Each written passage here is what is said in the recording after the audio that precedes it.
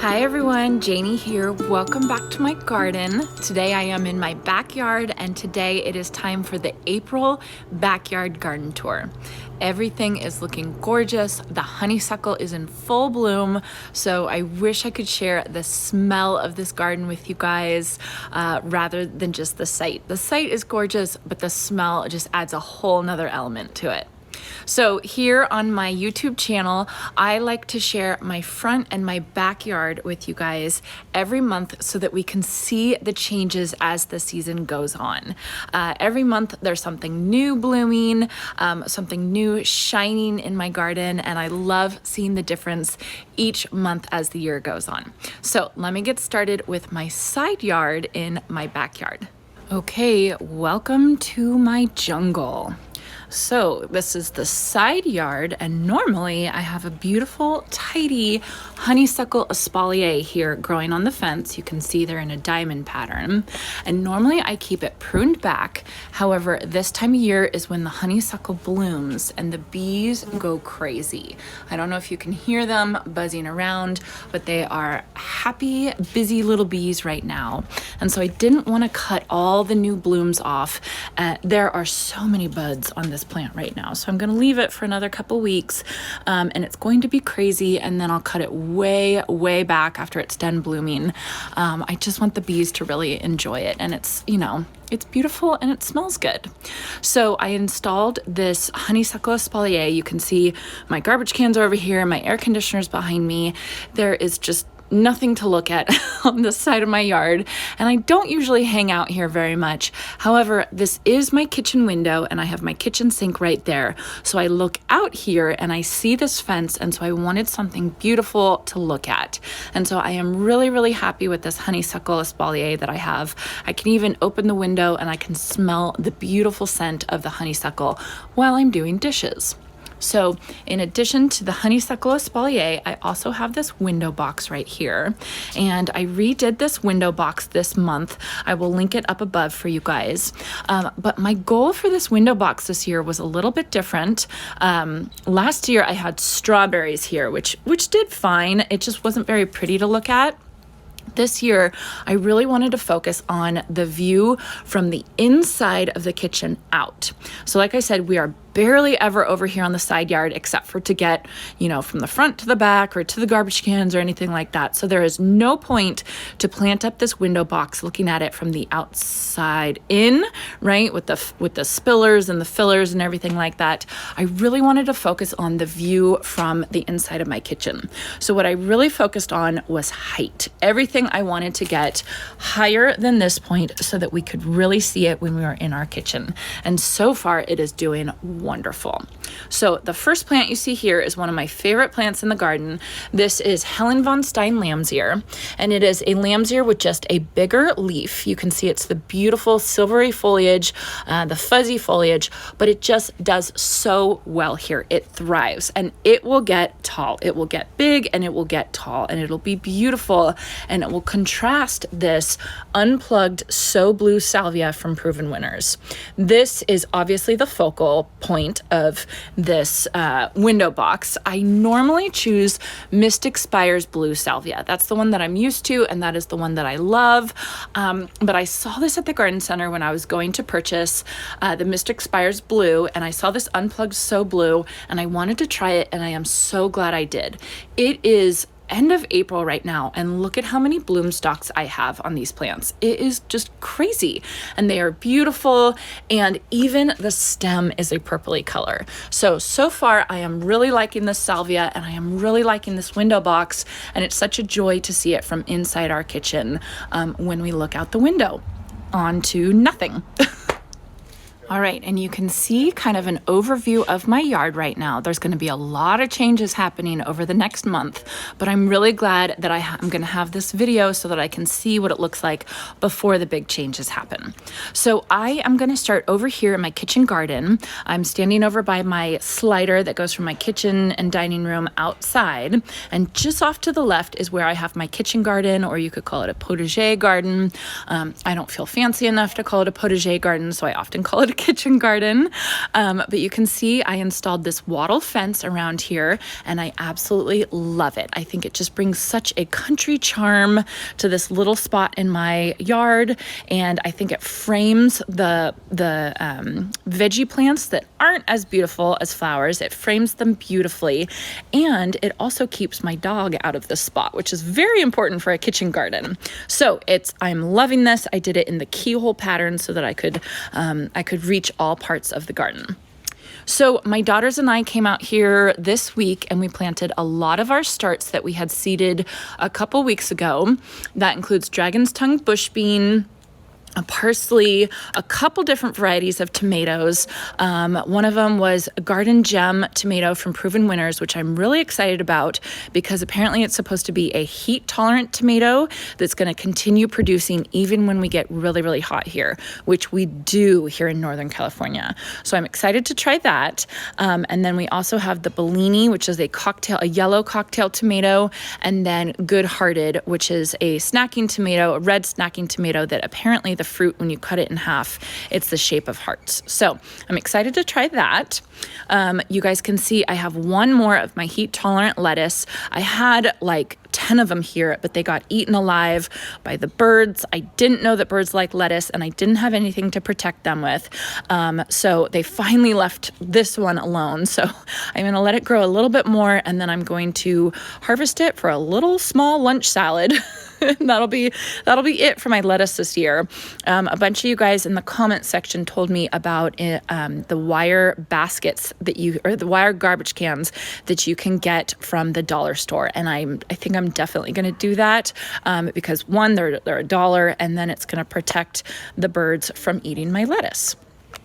So right around this keyhole right here is where I have most of my herbs. I have parsley, like I said, then I have chives, thyme that I love cooking with, and then I also have the Proven Winners Pesto BESTO that I started from seed as well. I have a black beauty zucchini, a bell pepper, a green bell pepper, and then also this crookneck squash.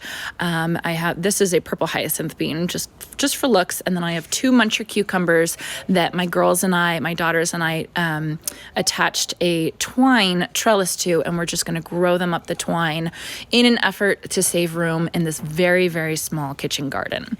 So I know that this is not a lot of space, and probably the zucchini and the squash are way too close to each other, but I'm just going to let them grow, and I'm going to see what I can harvest off of them. And then if I end up having to take one of these plants out, I'm totally fine with it. I am not really a veggie gardener. I'm more of a flower gardener. So this is an experiment for me. This is not in my comfort zone, I guess is what I would say. And so I'm just kind of trying to see what I can do. So far, I'm having a lot of fun with it. And I even have one little baby squash right here, which I am excited about. It's exciting to grow your own food.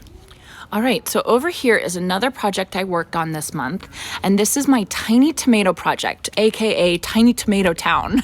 And basically they are, I think I have 11 micro dwarf tomatoes, which are a variety of tomatoes that will stay in these 8-inch pots and be perfectly happy here all season long. So I'm super excited about these because, again, I don't have a lot of space, and if I can get some fruit off of these varieties in this smallest space, how exciting. So this one right here, I wanted to show you. I have a fruit already starting. This is the Micro Tom. This one's only going to get 3 inches tall, so it's basically full height at this point, which is crazy. And apparently it is a very good producer. And you can see it's end of April and it's already producing really well. So I'm excited to see how these tiny tomatoes do. I'm going to have so many tomatoes this year, I think, which I love tomatoes, so that's great. And then you can see my bougainvillea on the south side of my house. This is probably the hottest spot in my entire property because it's south side and then it's a pretty light wall color, so it gets really, really warm. I had another video this month on my bougainvillea care, and I'll link that above for you guys, but you can see how happy my bougainvillea is right now. And I really think that's because when I was doing my research for that bougainvillea video, I read read that it was good to try a palm and hibiscus fertilizer for your bougainvillea. And I had never tried that before. I did one application so far and it is going crazy. It is totally happy. So I think that that type of fertilizer for bougainvillea is a winner. So I'm going to continue doing that throughout the season and I will keep you guys updated. I do have my 3 white pots here. This is probably the last time you're gonna see them looking like this. All of these I haven't touched once this season. These are all overwintered from last year, and I finally got my Proven Winners annual shipment in. So I have the plants that I'm gonna pot these up with, and I should be doing that in the next couple days. But again, I'm really glad that I got a shot of this as my before photo so that we all can see before and then see what it looks like after.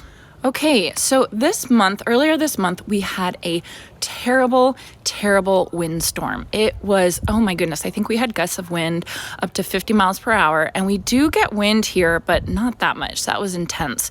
My neighbor across the street actually had a giant tree fall over. Nobody got hurt, thank goodness, but my plants were not happy. And then this is my old greenhouse that I used before I purchased my new greenhouse. I actually hate this greenhouse, so don't even, I do not recommend it. But that windstorm did rip the cover off of this greenhouse. So I used this greenhouse a couple years ago, and when I had my seedlings in and I was still getting frost, I got really worried because I could tell what poor quality this greenhouse was. And so I went out and I purchased like a backup cover for it. So after the windstorm, Jason and I just put the backup cover on because we do use it for dry storage. This is not something I want to keep here. I don't think it's pretty. I don't like it, but it's very practical at this point. So I would love to have some type of shed or something over here, but obviously that's out of the budget at this point. So we might as well use what we had for free, and that was this backup cover on this greenhouse that I do not like, and we only use it as dry storage. So right in front of that greenhouse are my berry barrels, and they are doing so well, especially this one right here. The strawberries in this one are the SEASCAPE variety, and they have been so yummy, you guys. They are like organic, perfect, expensive strawberries that you get at Whole Foods. They have been so delicious, and I've been enjoying them so much, and it's been really prolific. So I really love, I don't know if they're, this is just, I'm not totally familiar with the SEASCAPE variety, and I don't know if it's just now that it's going to produce this well. They are everbearing, I think. I'm pretty sure. I'll double check that. So they're supposed to produce throughout the season, but we will see. We'll see how they do. And then back here I have the peach sorbet blueberries, and I do already have some fruit, and I did buy some bird netting that I have to put over it because we do have birds, and I do not want my birds to eat my blueberries. Over here in this berry barrel, I have the Silver Dollar variety of blueberries, and these are from Bushel and Berry brand. I think that's the name of it. I just found them at the garden center, and they're doing really well. And then below that, the strawberries are the QUINAULT variety, and last year the QUINAULT did fantastic for me. This year I'm not liking it at all. All the fruits are kind of misformed, and they're kind of mushy. Jason says that they're sweeter than the SEASCAPE, but I don't know. I'm just not liking them very much. I'm thinking maybe it has to get hotter, and then maybe it'll start producing better. So I'll keep watching it. But I'm just not happy with them this year. And I've heard that a lot. Other people I've talked to on Instagram and in the comments section, they're not really happy with the QUINAULT variety this year either. So we'll kind of watch that. All right, moving over to this garden bed. It's very beautiful. I did take some hostas out because I had determined that this was more sun than I expected. We also have the oak tree right above it. It was pruned way back by tree guys that we hired this year. So I think I'm gonna have more sun in this bed this year, and I have to kind of get used to that and see what else I have to plant. So I did take a couple hostas out. There's some holes that I haven't even filled in yet. So kind of ignore that, but you can see the honeysuckle is, oh my goodness, it's just gorgeous. There's bees all over it, and it smells beautiful. Right over here on my tutor that I built, I have my clematis, and this guy was in full bloom. I'll try and see if I can find a picture. It's kind of faded out already, but I asked you guys if you knew what variety it was. I think I asked on Instagram, and it was like a resounding Montana, Clematis Montana, which is a group 1 or type 1, I guess you would say, and I don't have to prune it.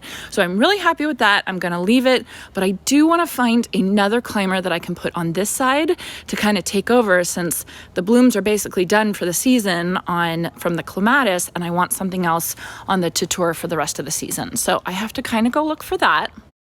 Right below that, I have my SUPERTUNIA alliums. Look at that. Can you guys see that? They are gorgeous. They look like fireworks. So beautiful. Surrounding that, I do have bobo hydrangeas that are leafing out beautifully. I just planted the bobo hydrangeas last fall, I think. So I'm excited to see how they do. But these SUPERTUNIA alliums are absolutely gorgeous. I did plant about 12 of them and only 4 came up. And I was thinking it might be was getting too much water from the lawn, like overspray, because the ones that did good, I think, are kind of out of the overspray from the lawn. So that might be the problem. I'm wondering if I kind of go in there, like there's one right there that's just dead, basically. I'm wondering if it rotted or something like that. Back over here is where I took out all those hostas. I have my Wichita blue juniper. Now I've been getting some comments on my Wichita blue junipers because they are hardy to, I think they're like 3 to 7. So obviously we're a zone 9B. So obviously it's way too hot for it here. But I'm gonna try it. I'm gonna see what happens. They're not in full sun. They're a little bit protected. I have another one in my front yard as well. And you know, you might as well try. You might as well see. I love this Wichita blue juniper. I think it is so beautiful. And if I can kind of limp it along, I will be happy to do that. Right next to there, I have my variegated red twig dogwood. It's called the Elegantissima, and I love this plant. So look at the green of the honeysuckle, the blue of the Wichita blue juniper, and then the variegation of the red twig dogwood. This guy, I think, is going to get 4 to 5 feet tall and wide. So it's going to definitely fill in there. And then I think I'm going to put something pink, I don't know, something pink right there. So it'll be really, really beautiful. All right, so another really fun thing that I did this month is I had a collaboration video with Kim from the Southern Daisy, and Kim is a landscape designer / consultant from North Carolina, and I've been friends with her from the beginning of doing YouTube, and she's on Instagram, and she has a great YouTube channel, and I asked her to help me with this garden bed that I didn't know is, it's kind of, I think of it as like a challenge garden bed, a difficult garden bed, and she gave me so many great ideas. I really, really appreciated her input. One of the best ideas she gave me is to do kind of like height. So do a raised bed and then step it down a little bit and then step it down a little bit more and then plant it up and maybe put like camellias or a Japanese maple back there, which would be gorgeous. So I definitely want to do that. I'm obviously just limited by funds at this point, but that is on the books. It's on the list of things that I want to get done back here. Won't that be gorgeous? And then some type of water feature or something like that as well. The one thing that I did, so anyways, my point for saying that is that I will probably do some temporary plantings back here until we can save up enough money to actually put in those raised garden beds. So what I did put in, I put one plant in this month.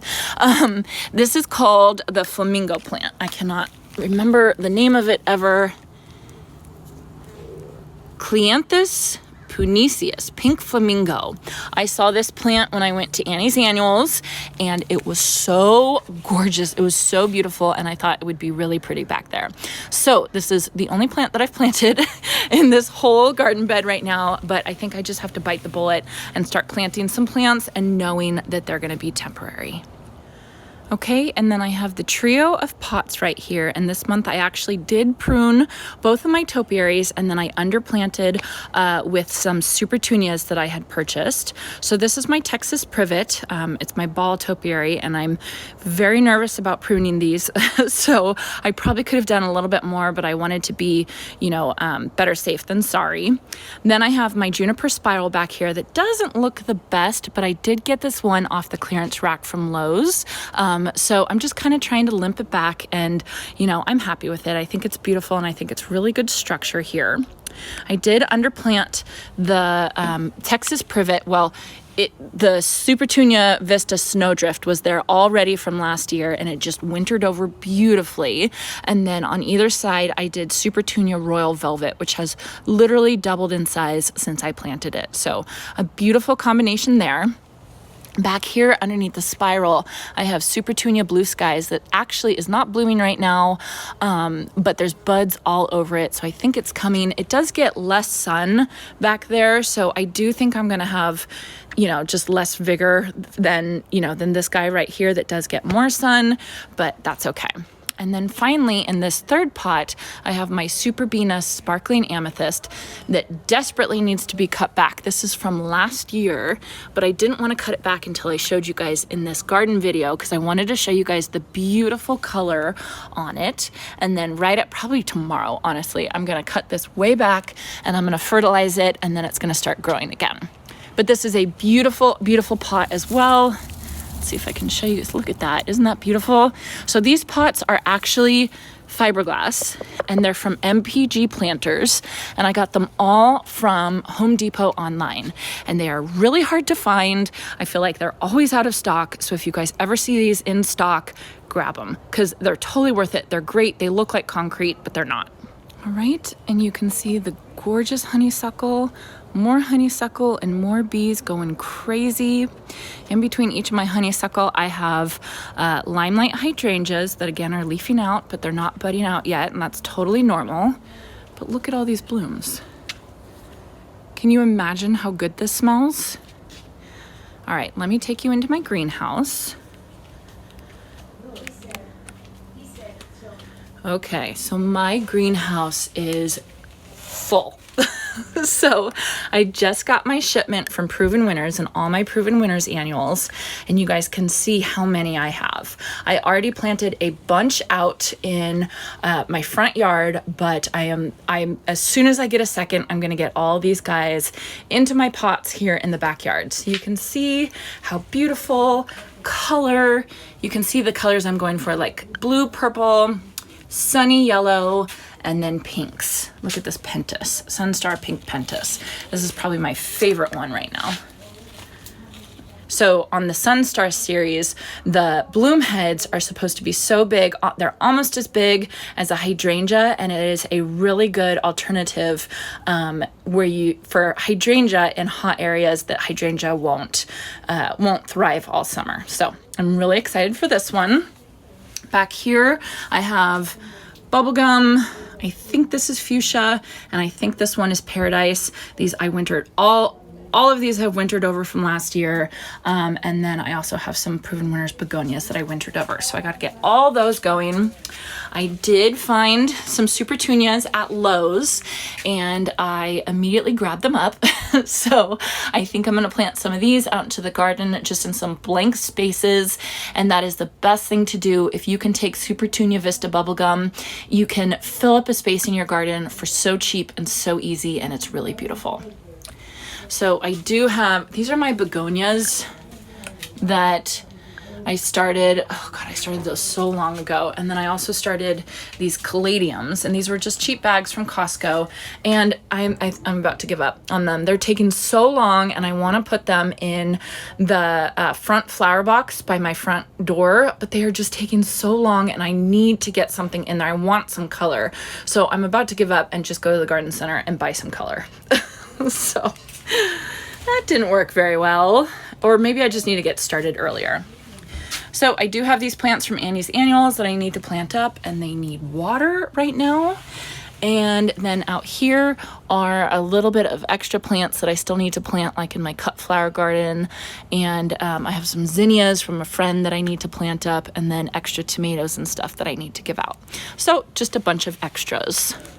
Okay, you can see this trio of pots. I have my purple queen bougainvillea that's been limping along, and it's finally, I think it got way too cold over the winter in this pot. Usually bougainvillea will do okay in zone 9B, but I think because I have this one in a pot, it just got way too cold. It lost all its leaves, all its bracts, all its color, and it's finally just starting to come back right now. So I'm really excited to have color for that. These are some extra sweet peas that I just planted in this pot. They were left over from my cut flower garden, and they're beautiful. And then I have my improved Meyer lemon right here. So all doing really well. Then I have my 5 pots, so 2 there. And then let me turn slow. And then 3 right here. And again, these are the last you guys are gonna see of these. I'm gonna get those proven winners annuals planted up in these pots, and I cannot wait. I'm so excited. I also purchased new rugs for here, so I gotta get those out as well. So I just have a lot to do. All right, you guys, so that is it for my April backyard garden tour. A lot to see, a lot to smell. I wish you guys could smell how wonderful it is back here.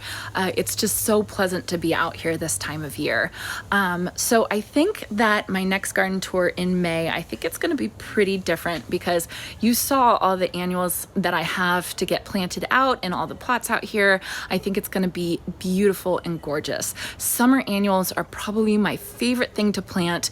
You know, and I know that you have to keep planting them over each year, but they just bring such a pop of color, and it's such a reminder that it's spring, summer, you know, it's the season.